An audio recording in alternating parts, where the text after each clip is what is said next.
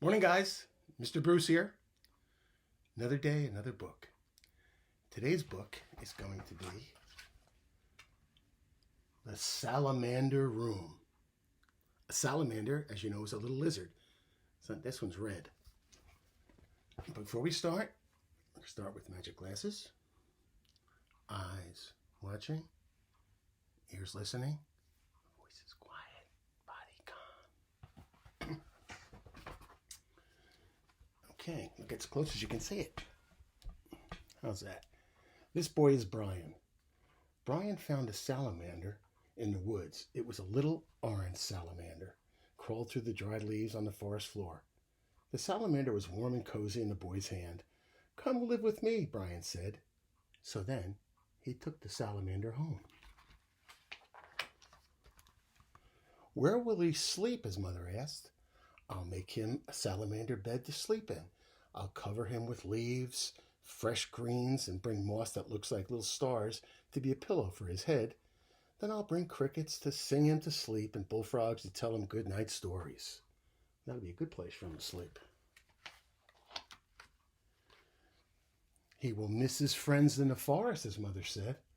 "I will bring salamander friends to play with him." There he is looking out the window, looking for friends. Then he finally had some friends over, and his mother said, "They'll be hungry. How will you feed them?" And he said, "I'll bring insects to live in my room, and every day I will catch some and feed the salamanders. I'll make little pools of water on top of the boulders so they can drink whenever they're thirsty. The insects will multiply, and soon there'll be too many bugs everywhere." And he said, "I'll find little birds to eat the extra bugs and insects, and the bullfrog will eat them too." See the bullfrog? Ooh. Mom said, "And where will the birds and the bullfrogs live?"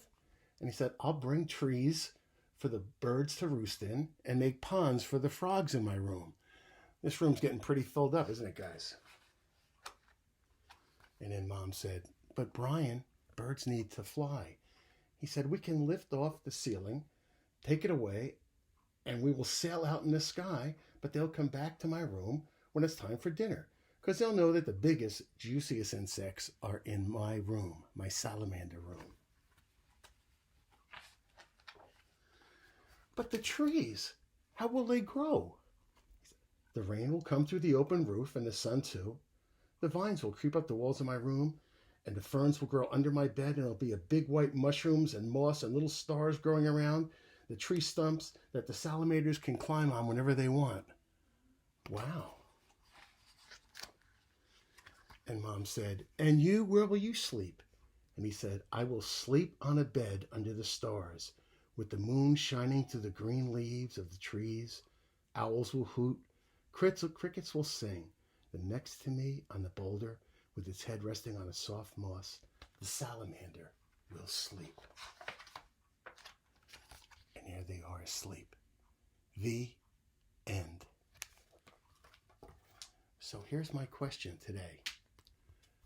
He brought in birds and bullfrogs and insects and a tree and let the rain and the sun in. If you could make your room up to do anything, if you could take the roof off and have the sun come in, or if you could open up the windows so it was as wide as a whole wall, what kind of animal would you try to sneak in your room? Okay? I'll be back to see you guys tomorrow. And remember, be good to your parents and wash your hands. Bye-bye.